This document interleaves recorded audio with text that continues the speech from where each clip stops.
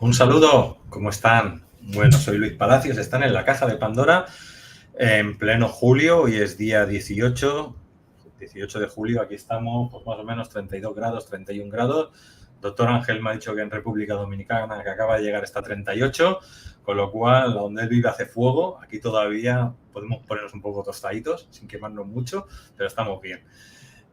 Como os iba a decir, siempre que empezamos un programa, os digo, mira, estamos en 11 plataformas. Actualmente estamos saliendo a 8. Mañana subiremos al resto de plataformas. En la descripción del vídeo de YouTube y de Facebook tenéis todos los enlaces para suscribiros a las plataformas, que estamos en todas, y así, si desaparecemos de algún lado, nos encontráis en otra. Y siempre os digo también antes de empezar que aquí arriba o en el móvil podéis compartir este vídeo para avisar de que estamos en vivo con el doctor Ángel Luis Fernández o tienen enlace para verlo en cualquier momento del día. Y dicho esto, pues vamos ya a saludar aquí al maestro, a ver qué nos cuenta. ¿Qué tal, doctor? Hola Luis, un abrazote fuerte. ¿Qué tal? ¿Todo bien por aquí? Muy bien. ¿Cómo te ha ido en Estados Unidos? ¿Qué ha pasado por allí? Pues bien, muy bien. He estado en Texas en una ronda de seminarios y después bajé a México, a dos lugares de México, a Monterrey y Mexicali, y estoy recién llegado. He llegado ayer y nada, todo muy bien, o sea, muy satisfecho, ¿no? Toda con la familia mexicana y estadounidense. Supongo que la gente que te sigue en Estados Unidos es solamente habla en español o también en inglés. No, en inglés. O sea, de hecho, estos seminarios que he dado fueron la mitad en inglés y la mitad en español. ¿Tienes un traductor o tú mismo? No, bueno, yo hablo inglés desde niño, hablo inglés nativo, ¿no? Nativo de Asturias. Sí, nativo de Asturias. Sí. No sé si sabes, mis padres eran emigrantes en los Estados Unidos, ¿no? No y aunque yo he nacido en Asturias, pero bueno, he vivido siempre entre Asturias y Estados Unidos y he estudiado en Estados Unidos y en Inglaterra, ¿no? Pero hablo inglés desde niño. O sea, de hecho, considero que hablo inglés pues igual que el español. Igual, entonces lo tienes bien, eres bilingüe. Como nosotros aquí el castellano y el catalán, que lo llamo muy bien. No el inglés. Te digo, si se sabe el inglés asturiano bilingüe es que ha secuestrado un inglés que lo tiene enfrente. Es que una vez me encontré con un gallego en Nueva York, por cierto, y le pregunté que qué tal la integración y me dijo que muy bien, ¿no? Y digo, la comida, nada, estupendo, muy bien aquí. Y el idioma dice, hay menos problema que en ninguna cosa. ¿Pero cómo me puedes decir eso? O sea, tú, ¿de dónde vienes tú? ¿De algún sitio de Galicia, sí, alguna ciudad? No, yo soy de una aldea. Y ahí no había, ibas a algunas clases de inglés, había academia o no había. Dice, no, yo nunca, y eso eran 8 casas, el pueblo. Y entonces, ¿cómo me dices que en inglés vas muy bien? Dice, hombre, pues sí. Dice, ¿no ves tú que un galego, un mal hablado, es un inglés perfecto? Todo contento, ¿no? Bueno, fenomenal. El tío lo bordó. Imagínate tú, ¿no? Un crack allí. Sí, a mí me hace gracia que cuando, no sé, en cualquier parte de América, ¿no? Yo está en Nueva York también, cuando está en Cuba o está incluso en México, que nos llaman gallegos, ¿no? Sí. Y tú imagínate que te diga un gallego o un catalán que tiene su propio idioma, ¿no? Es como que te dan una hostia. ¡Pish! Gallego, ¿y tú gallego de qué?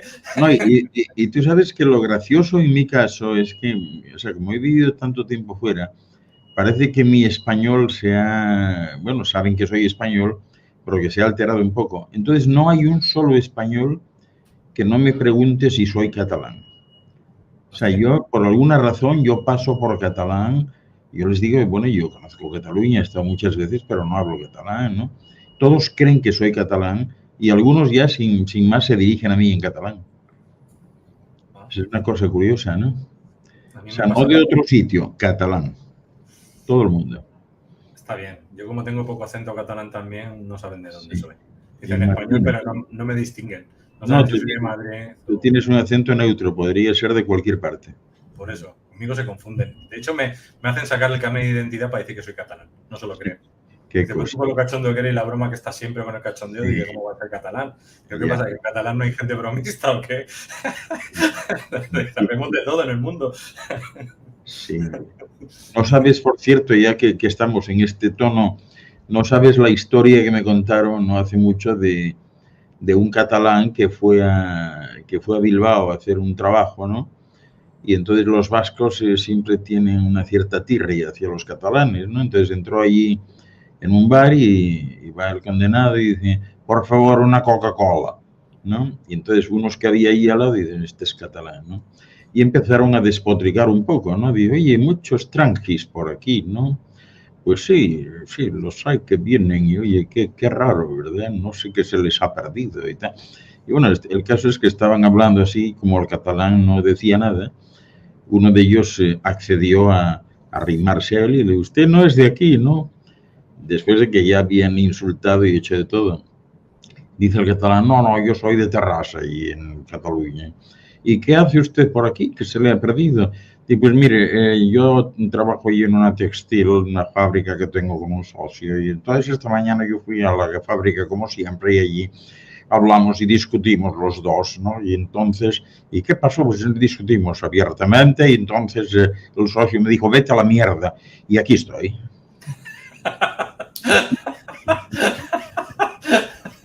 Nosotros se quedaron pillados. Muy bien, muy bien. Bueno, hoy hemos pillado un título, El sexo en los libros sagrados, es el tema de hoy, pero hay que deciros que este domingo tenemos el seminario A1 Neurocognición Holística con el doctor. Vamos a poner aquí en pantalla para que la gente vea un poquito que sí, que ya lo tenemos preparado, que ya podéis entrar en aulaspandora.com, buscáis autor, en este caso al doctor directamente, y se suscriben a este seminario. Y yo, antes de empezar, ¿de qué hablamos en este seminario? ¿Qué nos toca esta vez, doctor? Bueno, este es un seminario especial que va a tratar fundamentalmente de la relación existente entre el conocimiento o sabiduría original de cada persona, ¿no? Y la espiritualidad.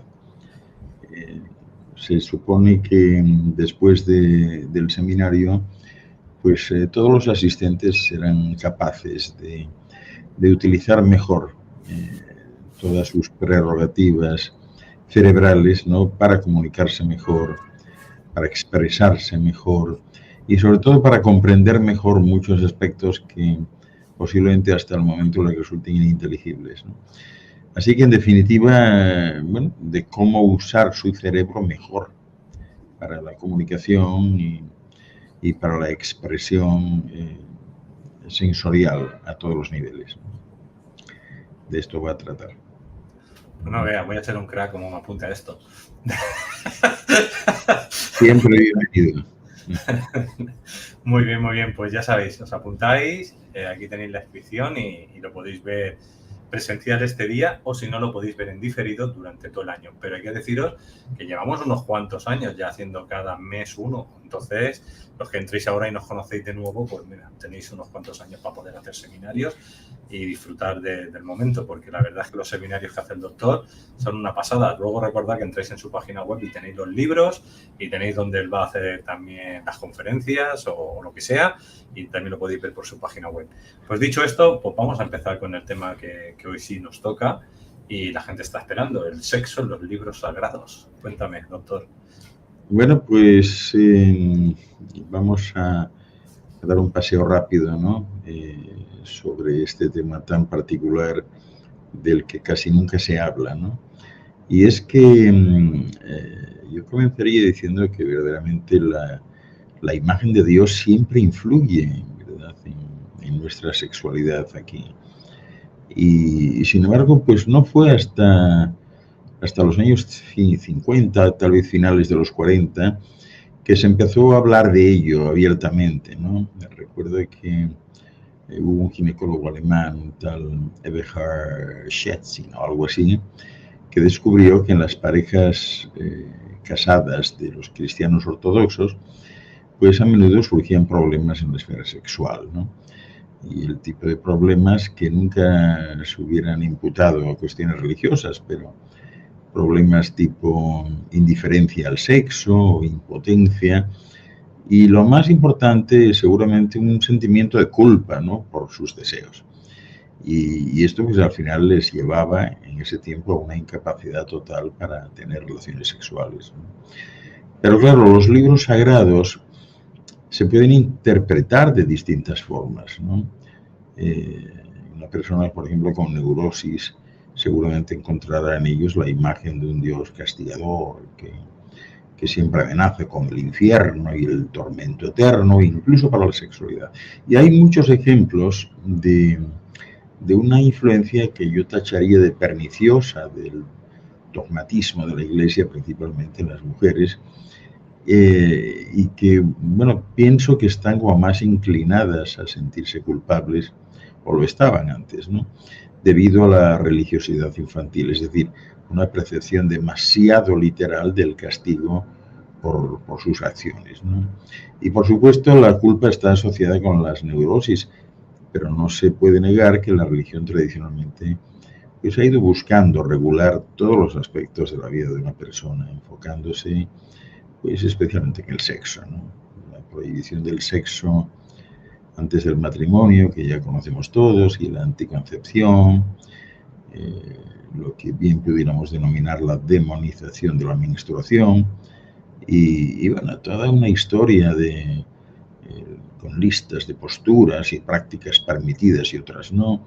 Y todo esto pues fue transmitido por el cristianismo, por el judaísmo, por el islam e incluso por cultos paganos, ¿no?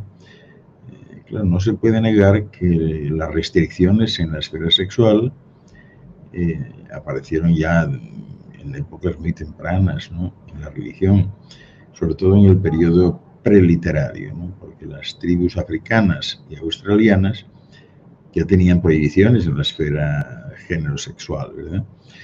Y también aparecieron en las antiguas tribus semíticas, sobre todo las que aparecen antes de conformar el Antiguo Testamento.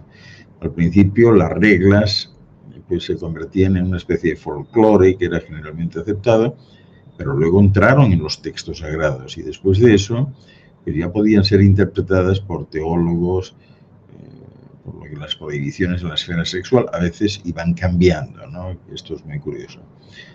Claro, a diferencia, por ejemplo, del Nuevo Testamento, el Corán fundamental, un texto sagrado conocido por todos, regula con bastante claridad las relaciones sexuales de sus seguidores, ¿no?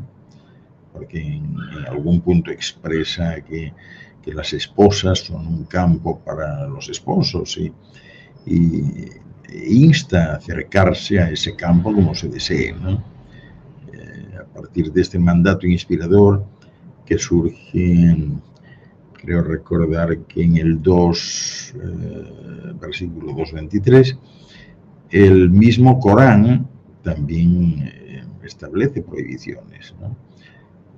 Esto es curioso, ¿no? El sexo del matrimonio es una cosa, pero el sexo fuera del matrimonio, que ellos llaman haram, es decir, es un acto prohibido, ¿no? E incluso la penetración anal para ellos es haram, es decir, algo prohibido. El sexo durante la menstruación, prohibido también. Durante el día, puede ser durante el Ramadán y la peregrinación, pero también prohibido, ¿no?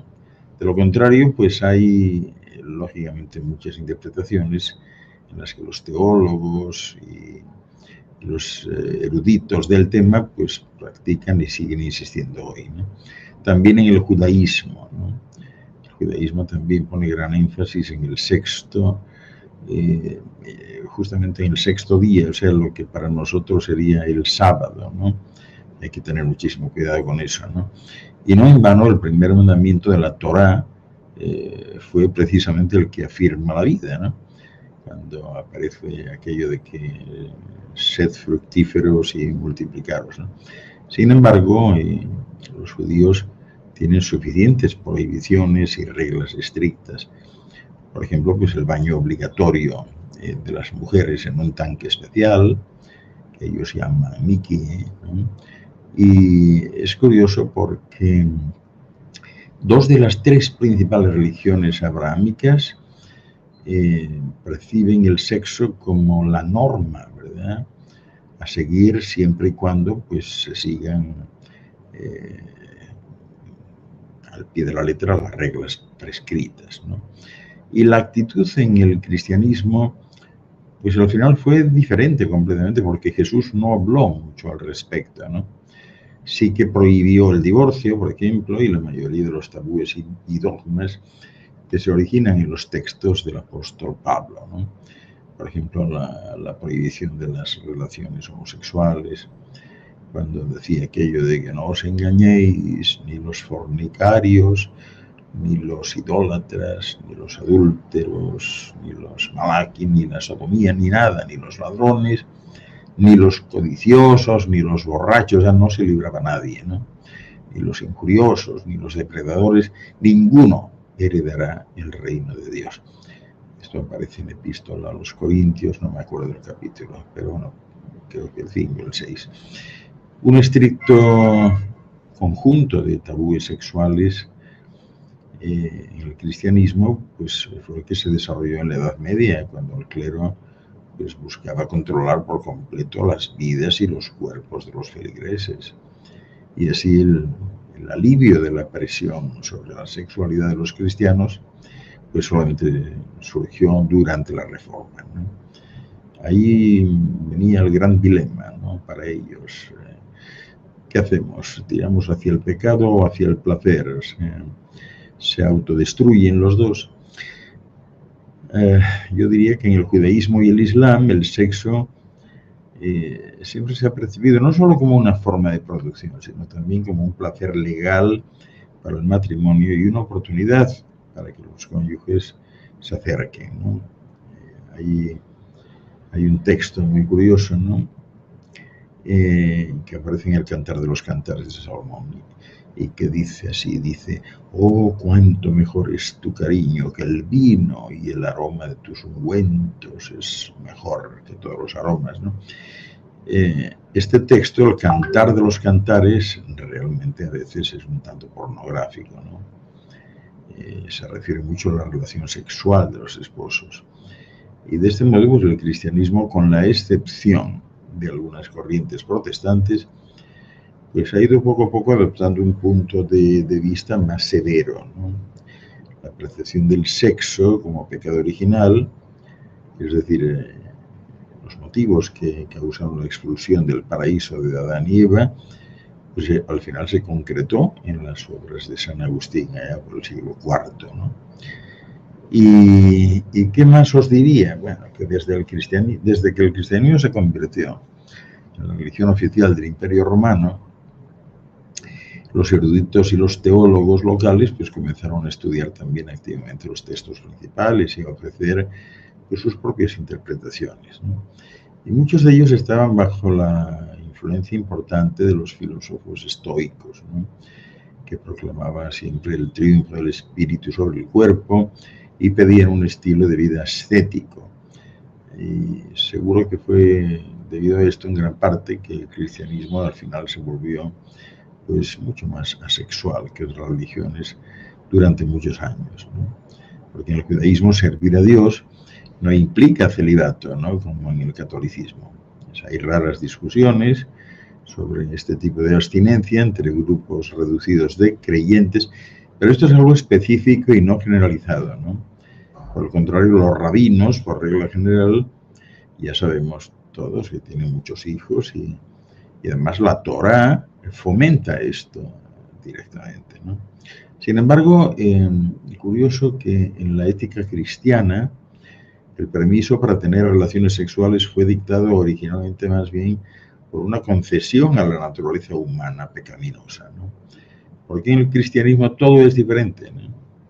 ¿Y por qué digo esto? Porque santifica el matrimonio y presenta a los apóstoles rodeados de Jesús y muestra que todos se casaron y que incluso el matrimonio de María, que después se considera como Nuestra Señora, y José, pues fue un hecho probado según el Nuevo Testamento y más tarde santificado, ¿no?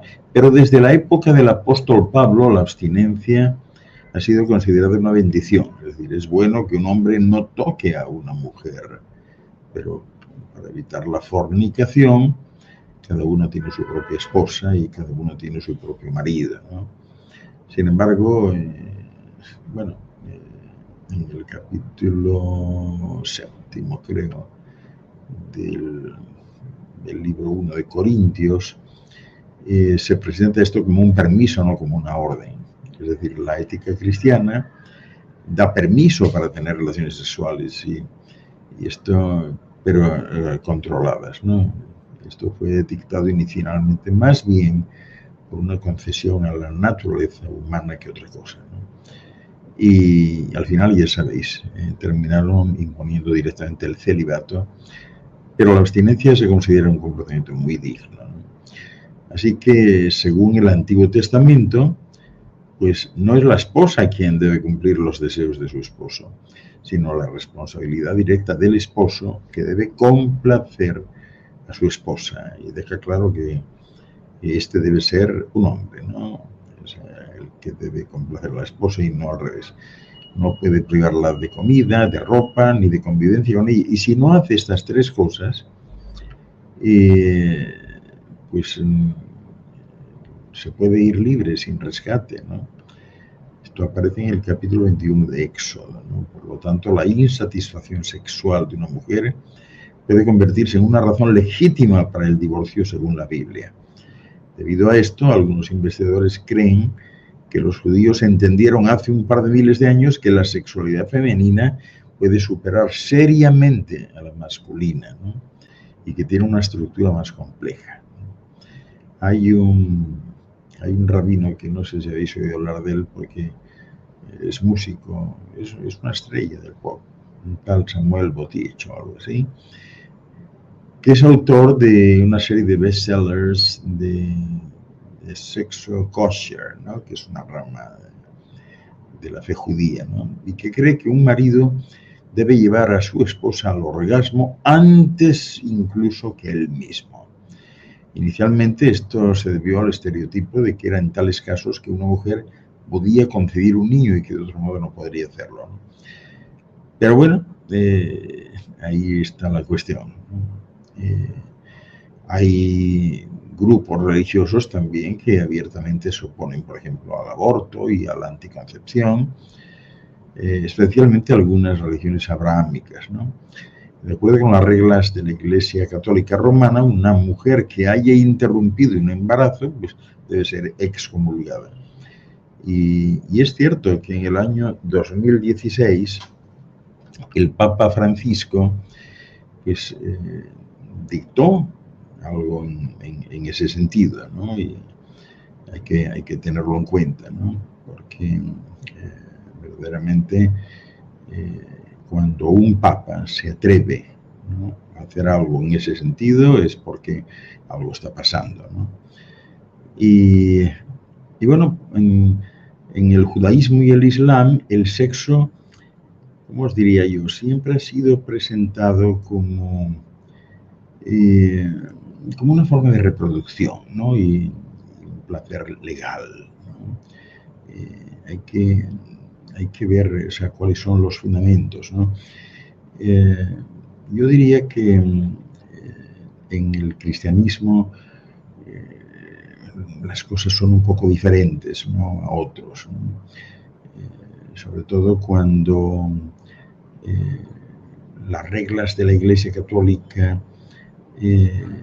han sido tan severas, pero han ido cambiando poco a poco, ¿no? Y en este sentido, las razones de la actitud negativa hacia el aborto, pues yo creo que, y la anticoncepción, lógicamente son obvias, ¿no? El sexo protegido se ve pues privado de su función reproductora y entonces se transforma en placer total, lo que significa que es un pecado, ¿no?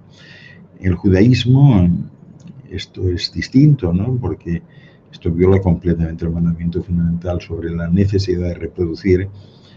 Y bueno, a pesar de que las regulaciones se han ido volviendo menos estrictas con el tiempo, ahí tenemos la Iglesia Ortodoxa, por ejemplo, que no prohíbe los condones, ¿no? Pero no acepta anticonceptivos y espirales porque ve en esto que es demasiado parecido al aborto, ¿no? Y en el judaísmo moderno, pues prefieren, digamos, considerar como mejor o más útil usar pastillas o espirales, ¿no? Porque los judíos ortodoxos, ¿no?, los más religiosos no usan condones y evitan la interrupción del coito, ya que esto evita que los espermatozoides entren en la vagina, es decir, que ellos lo consideran pecaminoso, ¿no? Si nos vamos a los anticonceptivos hormonales, estos no limitan el cumplimiento de esta prescripción por parte de las parejas, ¿no?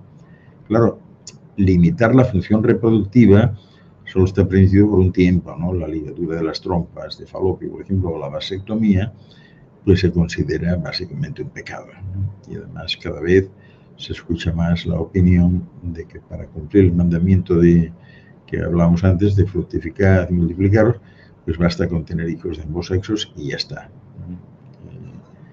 Esto es muy, muy especial, ¿no? El Corán también, o sea, prohíbe el rechazo del embarazo, ¿no? Y de hecho lo citan a sí mismos, o sea, no mates a tus hijos por miedo a la pobreza, porque les damos de comer contigo, ¿no? Y hay muchos teólogos modernos que creen que la anticoncepción que solo se puede usar para mantener la salud de la mujer, pero no debe servir como una herramienta de planificación familiar, porque la pobreza o los problemas de vivienda no justifican nunca el abandono de otro niño. ¿Qué ha hecho la Iglesia Católica Romana? Pues ha defendido el rechazo de cualquier forma de anticoncepción durante siglos. Solo en los últimos años han ido ablandándose un poco con la cuestión de los condones, ¿no? La Iglesia Católica pues, no se pronuncia sobre esto, aunque formalmente todavía lo condena, ¿no? Pero bueno, ya de manera más light. Y esto se debe al hecho de que la epidemia de SIDA en su momento comenzó a crecer precisamente en las regiones católicas de África, ¿no? Luis, yo no sé si tenemos preguntas, o sea, yo me enrollo solo, o sea, si hay alguien, es que yo no veo aquí, vamos a ver, estoy en comentarios. Te vas a comentarios y en Sí. comentarios se ven. No me Pero aparece. no hay ninguno ahora, ¿eh? O sea, lo que hay ahora mismo son Ok, comentarios. porque yo no estoy viendo nada y digo, bueno, no sé si debo seguir o no. Yo, No, puedes hacer lo que quieras. Mira, abrimos preguntas ahora. Si alguien va haciendo alguna pregunta, te la voy pasando, te lo voy comentando. perfecto. Puedes terminar de Sí. la... Voy a seguir hablando un poco de esto, ¿no? Entonces, fíjate que en la Edad Media fue muy especial porque la Iglesia Católica buscó controlar por completo la vida íntima de los feligreses, ¿no?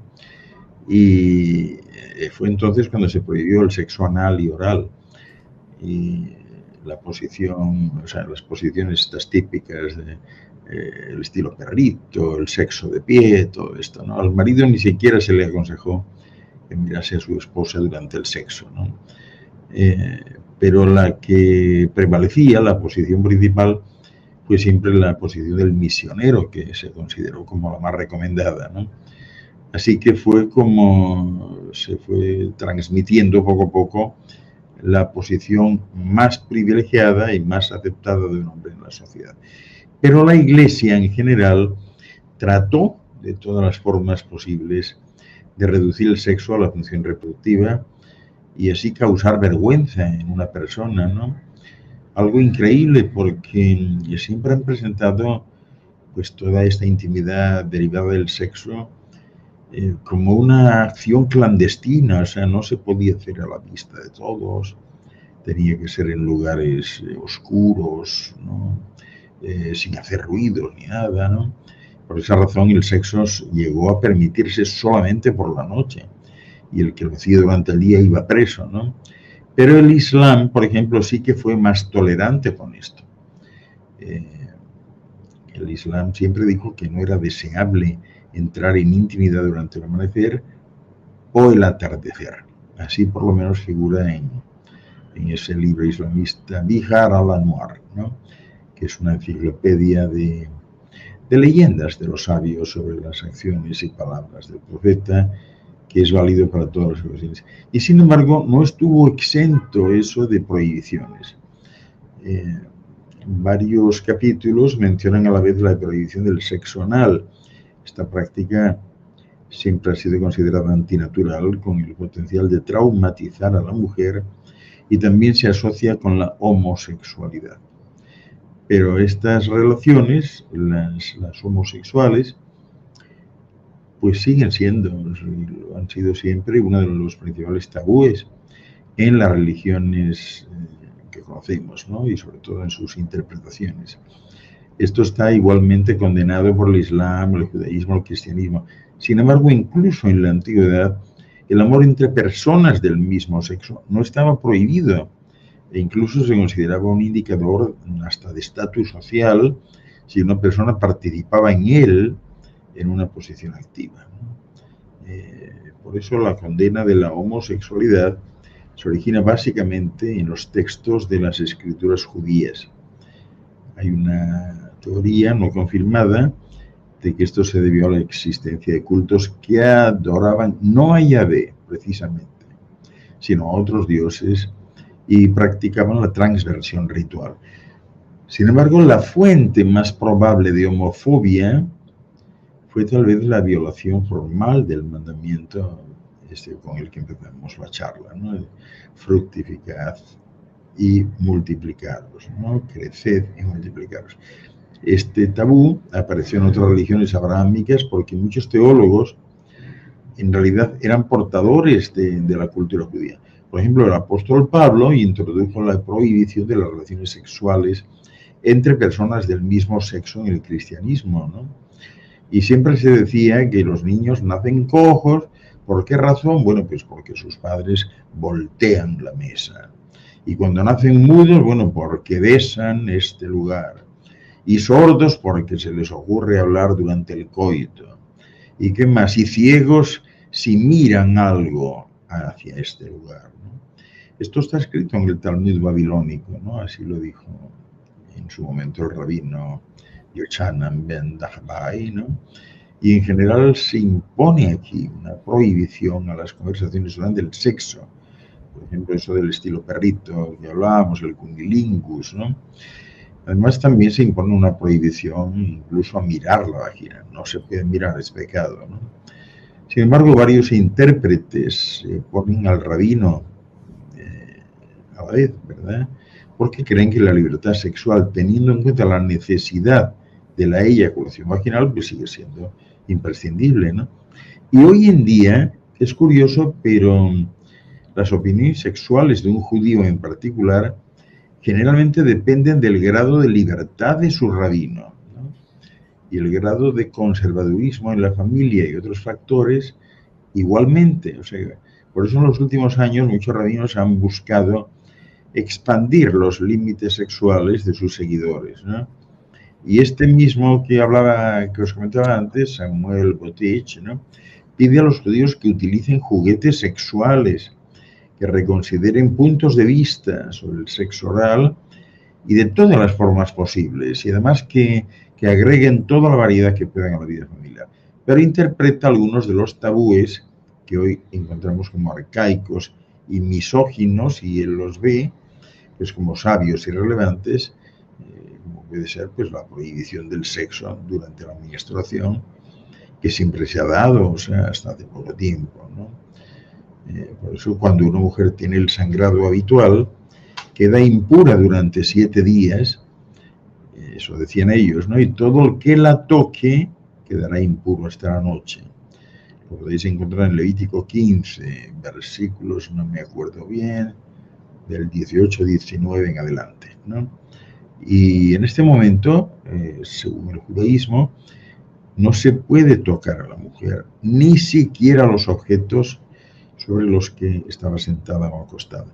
Es curioso porque el grupo judío de los kosher ni siquiera la toca durante el acto sexual. O sea, ellos tienen una especie de sábanas con las que cubren a la mujer y tienen en el medio de la sábana, tienen un agujerito, eso sí, muy bordado y muy planteado, pero un agujerito por donde se introduce el miembro, que es lo único que puede entrar en la vagina, pero nada más. O sea, eso es algo tremendo, ¿no?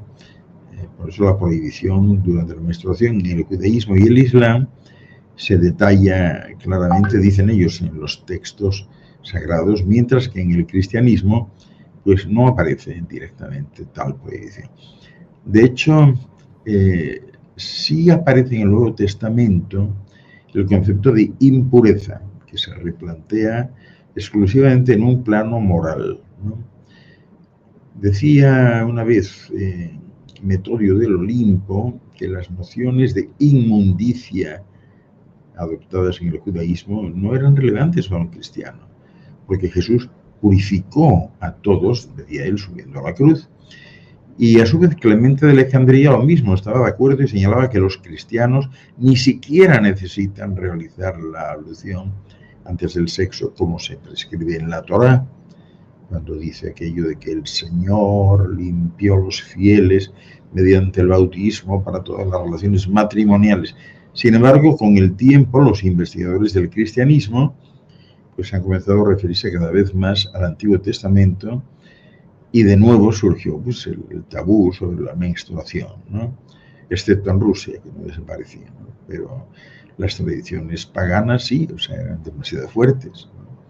Y en este sentido, los judíos fueron seguramente los que más lejos llegaron y prohibieron el sexo no solo durante la menstruación, sino también después de la menstruación. Antes de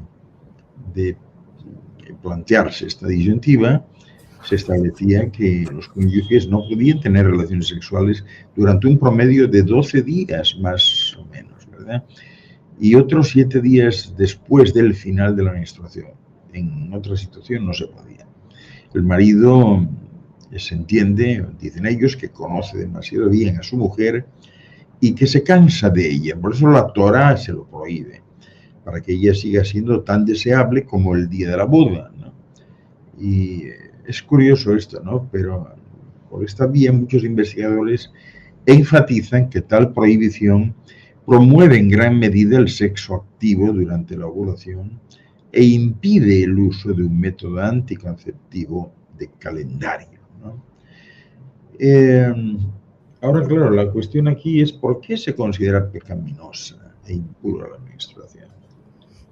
Sí, ¿y cuál sería el verdadero sexo, ¿no? O sea, es decir, ¿qué sería lo que realmente sería lo natural y lo que las religiones, bueno, manipulan a su manera? Exactamente.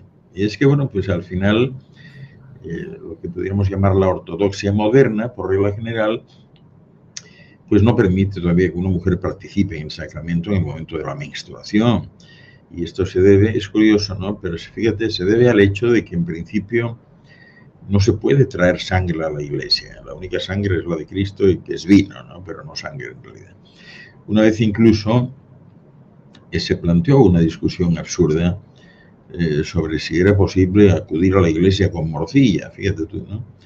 Y bueno, pues un sacerdote que derramó la sangre de una persona, pues es considerado inadecuado, ¿no? Impuro y hasta hace, no sé ahora, pero hasta hace poco era inmediatamente privado de su dignidad como sacerdote, ¿no? Y es que a pesar de que la prohibición del sexo durante la menstruación pues siempre ha sido, por supuesto, una práctica misógina, sus orígenes no se encuentran en el ámbito sexual, sino en el ritual. Qué curioso, ¿verdad? Se imponen restricciones sexuales en todas las religiones abrahámicas sobre esos periodos de ayuno, ¿no? Y es cierto también que a los musulmanes se les permite tener relaciones sexuales solamente en Ramadán. Pero solo por la noche, como siempre fue, es decir, no lo pueden hacer ni a la vista, ni el día, ni nada, sino a oscuras, ¿no? Lo mismo el comer, ¿no? Y además las relaciones sexuales durante el embarazo y la lactancia están totalmente prohibidas, ¿no? Algo insólito, pero así es. Lo que de una manera extraña pues se cruza con las recomendaciones de los médicos modernos, ¿no?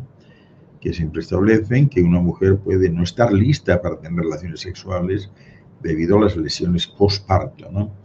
Pero en el cristianismo la prohibición se aplica a todo tipo de ayunos, o sea, no solo a los grandes, sino también a los breves, ¿no? De hecho, en el mejor de los casos, se pudieran tener relaciones sexuales a mitad de los días del año. No hay que olvidar que la frecuencia de los embarazos y la lactancia en las mujeres, pues hace muchos siglos fueron determinantes en este sentido, ¿no? Y las relaciones sexuales, por regla general, también condenadas, ¿no? Pero hay lagunas, como siempre, en los textos sagrados y la liberalización. hay lagunas. Las normas religiosas siempre dan lugar a la interpretación y no en vano la Iglesia prescribe acudir a un mentor espiritual si una pregunta causa dificultades. Pero a veces puede romper un tabú con la ayuda de un texto sagrado, ¿no? Y aquí es curioso, Luis, porque parecería que el sexo fuera del matrimonio es como el pecado más obvio y universal para las religiones abrahámicas, pero también se puede eludir en el Islam al contraer matrimonio temporal. Fíjate qué interesante, que es lo que practican básicamente los chiitas, ¿no? Hay personas que dicen, bueno, o sea, eso de casarse para toda la vida es demasiado expuesto, entonces vamos a casarnos de manera temporal a ver si funcionamos y si no, pues lo dejamos ahí, ¿no?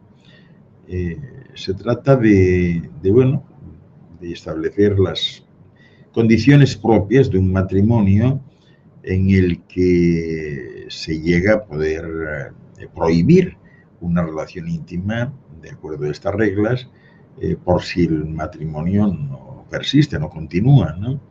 O sea, estos matrimonios chiitas temporales se han vuelto cada vez más populares entre los jóvenes musulmanes que viven en países occidentales, ¿no? Porque lo practican a menudo. Los estudiantes, sobre todo, tratan de adaptarse al estilo de vida occidental sin dejar de permanecer en los cánones del Islam. Esto es curioso, ¿no?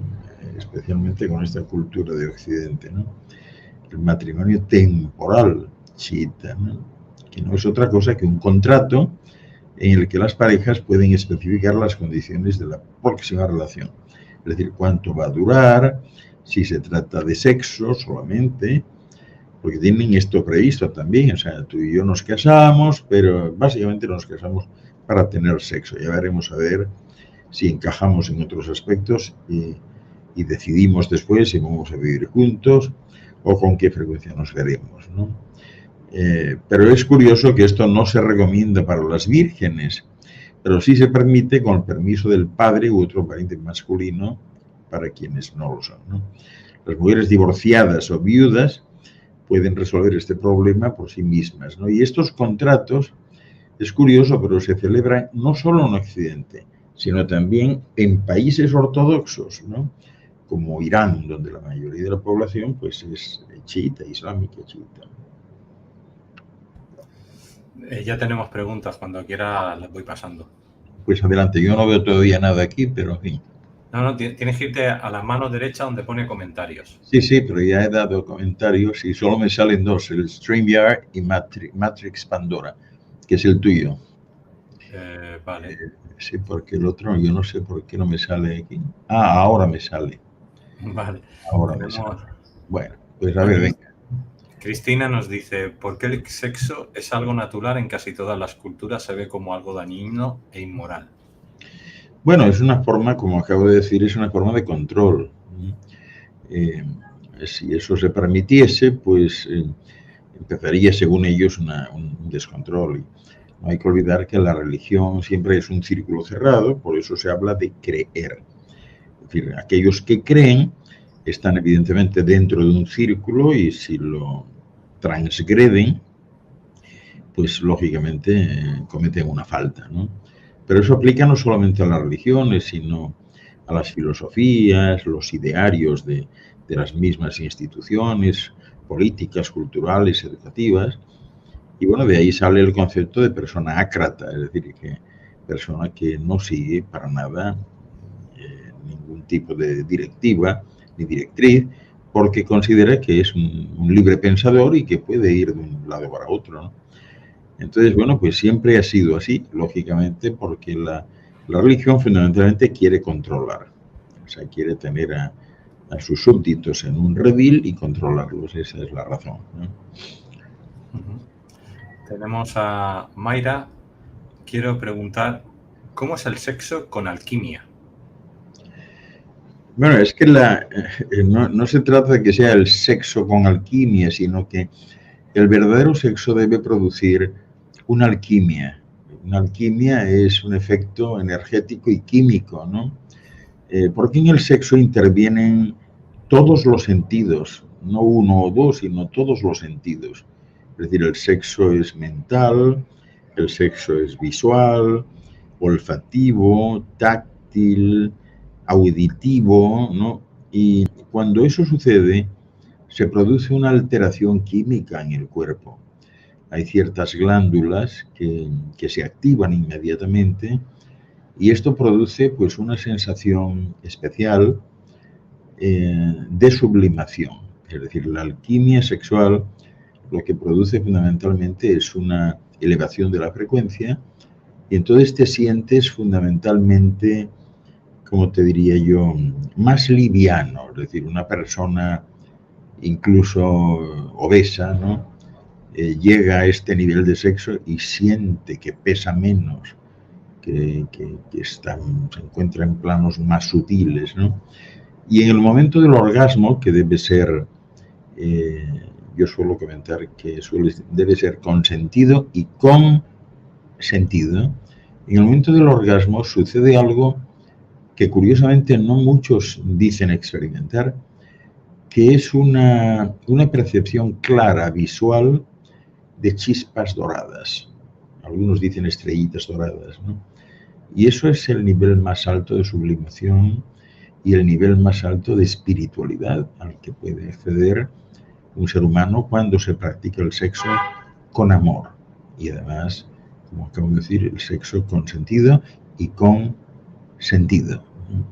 Pero es sensorial, todo interviene, todo, absolutamente todo. Si solo interviene un sentido, el del tacto, por ejemplo, pues es incompleto y llega a convertirse pues, en una especie de acto fisiológico, pues no distinto del que puede ser considerado como de expulsión de líquidos, como orinar o cosas de estas, ¿no? El sexo es otra cosa, es el nivel más alto de elevación espiritual y a eso se llega mediante ese proceso alquímico que integra todas las capacidades sensoriales de un ser humano.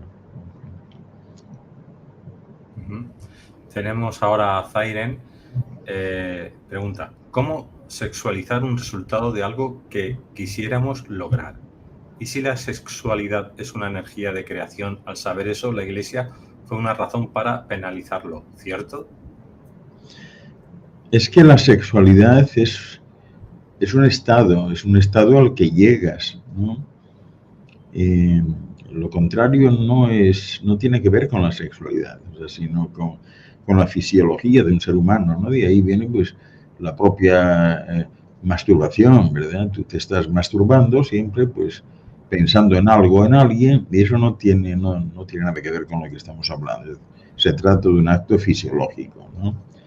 Similar al que realizas pues cuando tienes mucho calor y estás sudando y quieres beber algo. Pues esto es igual. Yo me estoy refiriendo a la fusión de dos seres complementarios de signo positivo y negativo, ¿no? Y eso es creador, es decir, una de las implicaciones es la creación.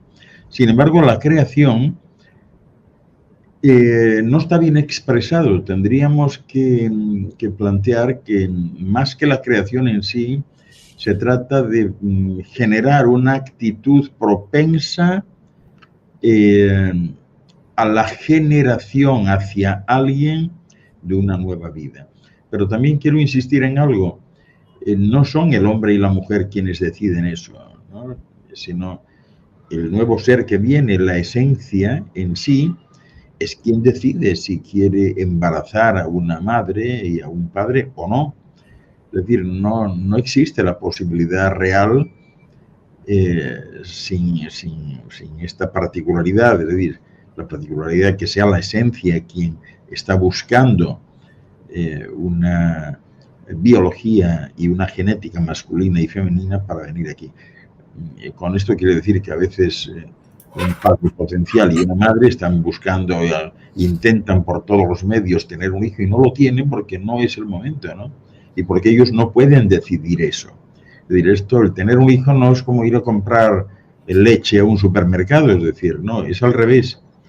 Es el nuevo ser, en ese momento todavía con la figura de una esfera vital original, la esencia que habita esa esfera vital, es la que va a preguntar en base a un proyecto que tiene de vida material para experimentar fundamentalmente es la que va a preguntar, va a elegir a un padre y una madre y les va a preguntar si pueden contribuir a que él tenga un cuerpo material con sentidos, o sea, dotado de sentidos, para generar una experiencia en la materia que de otro modo no tendría, ¿no? En alguna ocasión, pues, hemos hablado de esto en profundidad, es decir, para que yo pueda saber lo que es el sentido de tocar, de acariciar a alguien, necesito un cuerpo. Para saber cómo huele pues, una rosa, necesito un cuerpo que tenga capacidad olfativa. Para escuchar música necesito un cuerpo. Para percibir ciertos colores necesito unos ojos y para eso necesito un cuerpo. O sea, a eso se viene aquí realmente, ¿no? Y bueno, si desde esa óptica alguien puede pensar que es creación, bueno, lo es. Yo le llamaría contribución a una creación, porque no se puede hacer solo de un lado, o sea, se necesita de la anuencia, de la esencia, que es en definitiva quien decide, ahora voy a realizar esta experiencia y necesito de esta biología y genética en los dos signos, ¿no? Masculino, femenino. Tenemos a Sandy y dice, ¿qué opina sobre el Tantra?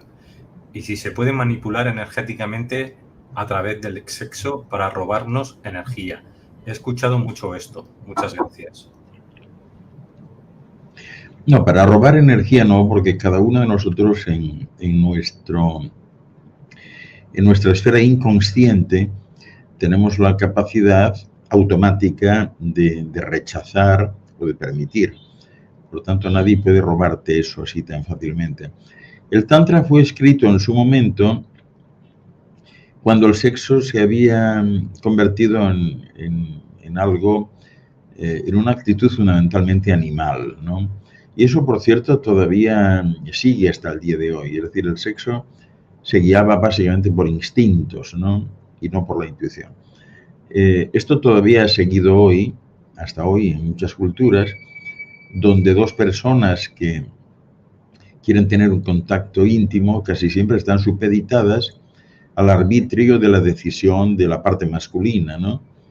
Que se le va encima a la otra y que en 2 o 3 minutos pues prácticamente ya terminó, en fin, resolvió y ya se quedó cuando la parte femenina ni siquiera ha logrado una estimulación, ni siquiera empezó a excitarse siquiera, ¿no? Entonces el Tantra ha sido es una colección de libros interesantes en el sentido de que ofrece pautas para alargar los prolegómenos, tácticas, técnicas que son útiles, ¿no? Aunque bueno, yo creo que la mayor utilidad es la que proporciona el propio nivel de respeto que uno tenga por la persona a la que ama y con la que desea intimar. Si tienes respeto por ella, pues tú vas a hacer todo lo posible pues, por observarla, ver cómo van sus procesos e intentar pues no acelerarte y no ejecutar pues ese egoísmo descarnado que supone, bueno, primero yo, satisfacción y luego lo que sea, ¿no? No, o sea, no hay nada como la conexión, la fusión de dos en el momento justo, que es cuando sale esa nube especial de estrellitas doradas, ¿no? O sea que desde mi óptica está bien el texto, pero bueno, no sé. Lo más importante creo que sigue siendo el respeto y el deseo de lograr un éxtasis espiritual y místico y sexual compartido. Vamos con la siguiente pregunta de Zairen. ¿Cómo se veía en los libros antiguos que hombres mayores tomaran como esposas a niñas pequeñas? Bueno, fueron momentos culturales, ¿no? En donde en aquel tiempo pues trataban de reservarse algo, es decir, veían una hija pequeña de un matrimonio, un hombre y una mujer que a lo mejor estaban en buenas condiciones económicas y de esa manera querían garantizarse, ¿no? En aquel momento estaba permitido, todavía lo está en algunas culturas, pero bueno, eso es una verdadera aberración. Es decir, hoy en día, tal y como están las cosas, no tiene sentido. En aquel tiempo se tomaba mejor, ¿no? Fíjate cómo sería que incluso la la propia madre de Jesús cuando era una niña cuando quedó embarazada. Era una niña, es decir, hoy por hoy, si le atribuyesen la paternidad a José, supongo que iría preso, ¿no? Por violación o por algo de esto, ¿no? Antes era considerado como una cuestión de oportunidad, sobre todo porque la mujer no tenía la consideración de un ser humano normal.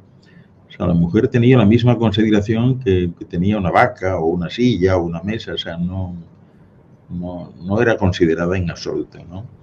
De hecho, en la Biblia, el famoso pacto del Dios Yahvé con el pueblo de Israel, en realidad lo era con los hombres de Israel, no con las mujeres, y por eso, como forma de identificación, él impuso la circuncisión, que era una manera de, bueno, pues de identificarlos, ¿no?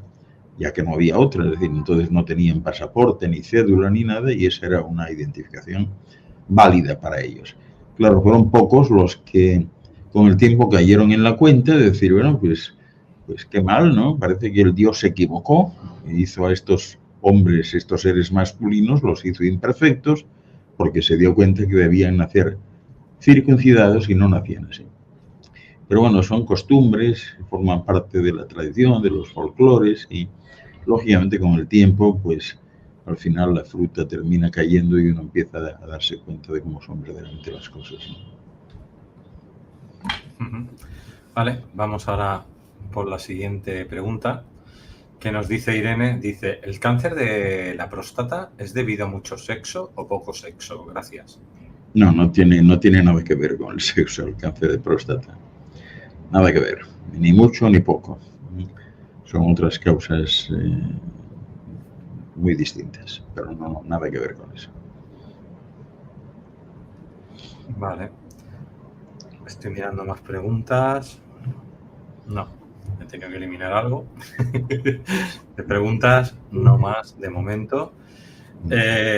Vamos a comentar un momentito a la gente que nos estáis viendo, mientras si va entrando alguna preguntita más, que tenemos el seminario online en directo, seminario A1 Neurocognición Holística, doctor Ángel Luis Fernández.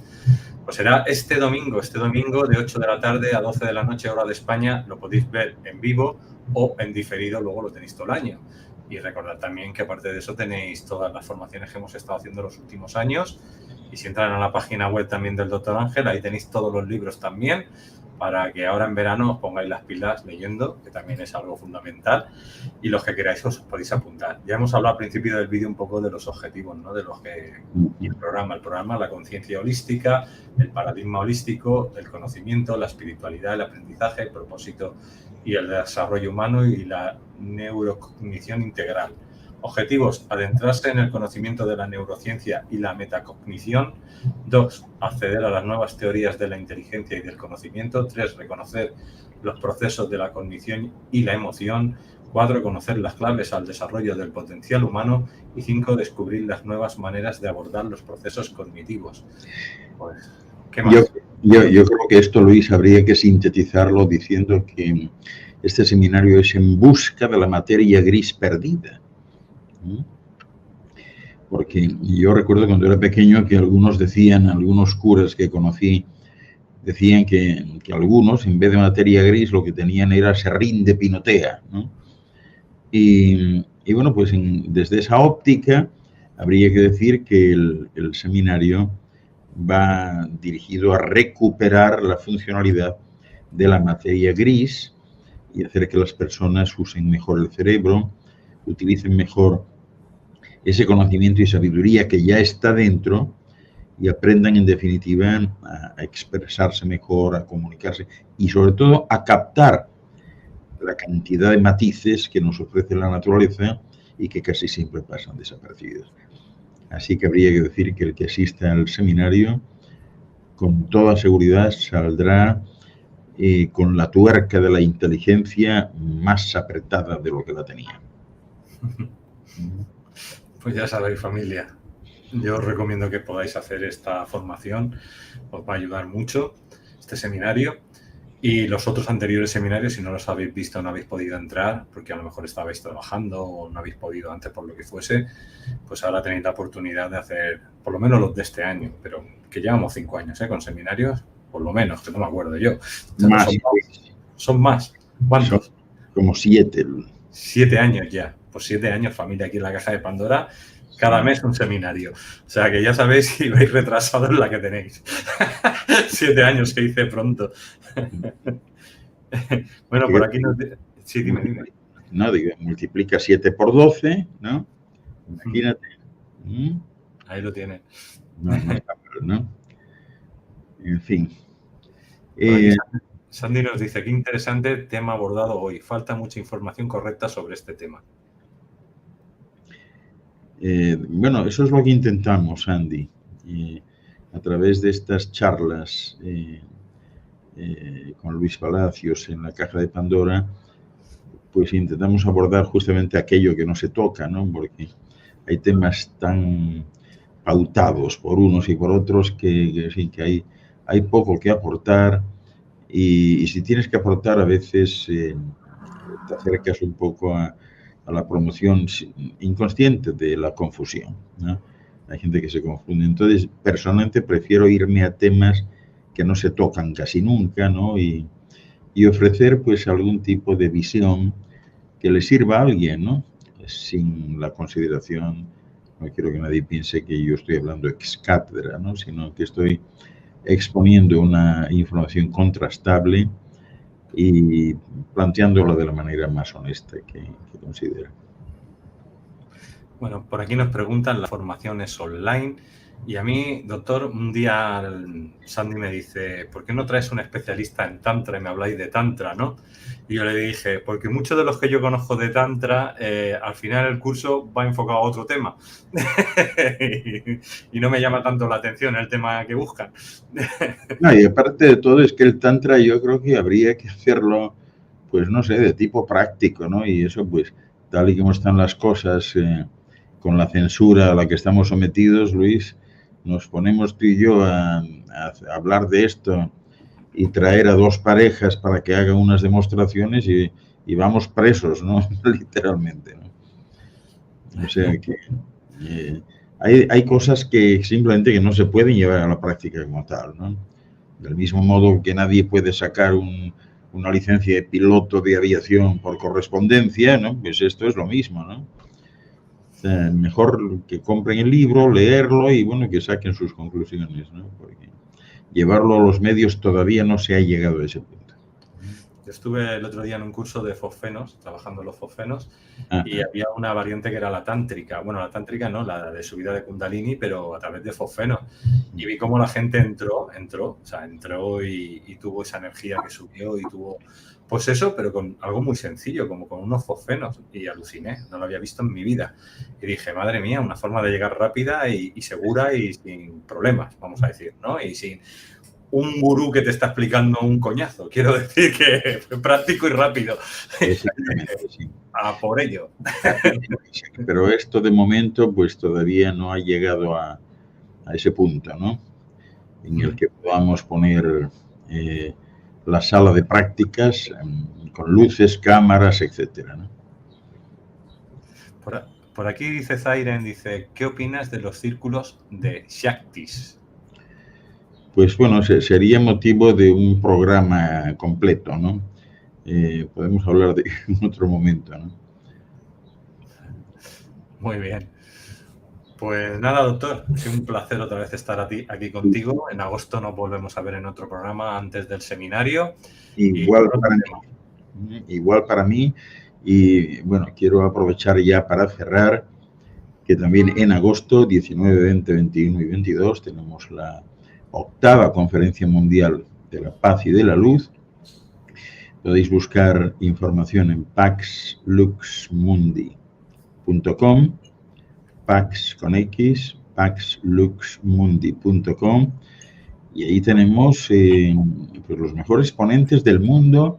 Creo que este es el evento más grande en lengua española y entre ellos hay muchos colaboradores habituales de la Caja de Pandora que van a estar allí. La conferencia es, pues se supone que es lo mejor de lo mejor, y además estos días se ha lanzado una promoción que no se había hecho antes, no sé muy bien por qué, en la que se habla de las ventajas de participar. Hay muchos complementos, ¿no?, en esta conferencia, y los que inscriben pues tienen una serie de bonificaciones, es decir, se les regala la asistencia a 3 seminarios, un audiolibro, una serie de cosas, una membresía de 1 año en la Fundación 1 a 1, ¿no?, y todo eso por valor de $170, ¿no? Así que podéis encontrar información en paxluxmundi.com. Pero para yo entenderlo, ¿es tanto presencial como online? Y si es presencial... Es online todavía. Siempre ha sido presencial, pero este año, bueno, pues todavía hay gente con problemas en ese sentido de moverse, y este año es online. Online. Y todo el mundo lo puede seguir desde cualquier parte del mundo. Son días completos donde hay de todo. Hay ponencias, mesas redondas, de debates, seminarios, talleres, hay absolutamente de todo, hasta conciertos, ¿no? Son 3 días intensos más un día de postconferencia con, vamos, lo mejor que hemos podido encontrar del mundo. Y repito que la dirección es fácil: Pax Lux Mundi con X, PAX LUX Mundi con I latina.com, paxluxmundi.com, paz y luz en el mundo. Así, que te vengan así a la memoria, o que te gusten, o simplemente que te parezcan interesantes, ¿quiénes vienen así? Prefiero no entrar en eso, Luis, porque son un montón de ellos y debería mejor hacer un listado, o sea, por respeto prefiero no entrar. Por eso, repito, lo de la página, allí están todos, ¿no? Allí están. Pero hay unos, yo creo que hay como 5 así de la caja, o sea, habituales colaboradores de la Caja de Pandora. ¿Pero hay uno que se llame Dr. Ángel Luis Fernández de ponente? Creo que sí, o sea, no estoy muy seguro, pero creo que sí. Y ese ponente, Luis, de ese sí te puedo decir un poco, adelantar lo siguiente. O sea, ese ponente creo que va a hablar de la genealogía de cada uno. Entonces, ese ponente va a plantear cómo cada persona pues tiene un padre y una madre, 4 abuelos, 2 de cada uno, 8 bisabuelos, 16 tatarabuelos, etcétera. Es decir, se va a hablar de cómo una persona, buscando sus antepasados, su genealogía, pues nos sitúa en el siglo XI con un total de al menos 268.000 personas que son sus antepasados, uno solo, ¿no? Pero resulta que en ese momento había en la Tierra, no llegaban a 500 millones las personas, ¿no? Entonces, si vamos incorporando unos y otros, llegamos a la conclusión de que los miles de millones que debería haber en ese momento y que no existían, no los podemos buscar en la Tierra. Esa ascendencia, esa genealogía no pueden estar en la Tierra. Tienen que venir del cielo. Y de eso va a tratar. Muy interesante. Pues ya nos puedes dar la conferencia. No nos movemos de aquí. Hablaremos de eso en cualquier momento. Después de que pase, no vaya a ser que me pongan una multa a los de la Fundación 1 a 1, ¿no?, que son quienes organizan la conferencia. Muy bien, muy bien. Pues nada, ha sido un placer tenerte. Muchas gracias. Y ya sabéis, os quiero ver a todos en las conferencias online, que en agosto no tenéis ni a café, la mayoría, estáis de vacaciones. O sea, que os podéis dar ese lujo de estar 3 días viendo conferencias. Pues muchas gracias. A ti, un abrazote fuerte. Hasta pronto, familia. Nos vemos de aquí un ratito también. Ahora haré otro vídeo de aquí a unos 40 minutos, 50 más o menos.